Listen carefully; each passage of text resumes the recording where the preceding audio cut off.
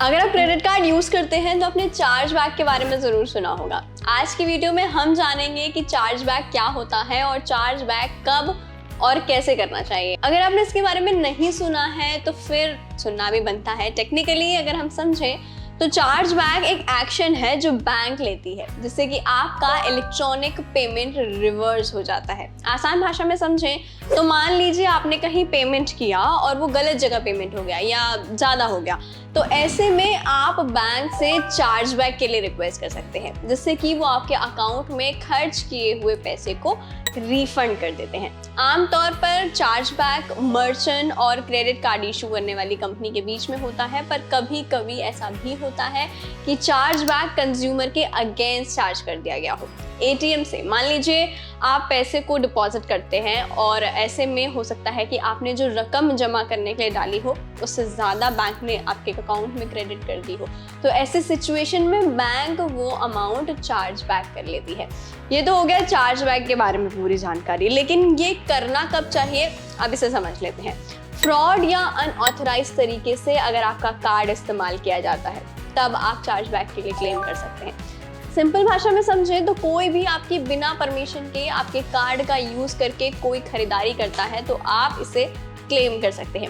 मान लीजिए कि आप ही ने कोई खरीदारी की और आप उस सामान से अब सेटिस्फाइड नहीं हैं, तो ऐसे सिचुएशन में भी आप चार्ज बैक के लिए अपने बैंक से कांटेक्ट कर सकते हैं। अगर आपने ऑनलाइन किसी सामान को ऑर्डर किया है और वो आप तक नहीं पहुंचता है तो ऐसी सिचुएशन में भी चार्ज बैक को क्लेम किया जा सकता है। कई बार ऐसा भी होता है कि आपने सामान तो रिटर्न कर दिया होता है पर आपको रिफंड नहीं मिलता। ज़्यादातर ऐसे केसेस में आपने सुना भी होगा कि कस्टमर केयर जहाँ से आपने सामान खरीदा होता है वो कहते हैं कि हमारी तरफ से तो रिफंड हो गया है, लेकिन आप अपने एक बारी बैंक से कांटेक्ट कर लीजिए।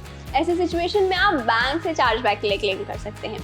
इनकरेक्ट अमाउंट अगर आपसे चार्ज कर लिया गया है या आपने गलती से ज़्यादा पैसों का भुगतान कर दिया है तो ऐसे में भी आप चार्ज बैक के लिए बैंक को कह सकते हैं। सभी बैंक की अपनी अपनी पॉलिसीज होती हैं, लेकिन ज़्यादातर बैंक से चार्ज बैक के लिए आपको 120 दिनों के अंदर ही क्लेम करना पड़ता है, वरना वो वैलिड नहीं माना जाता।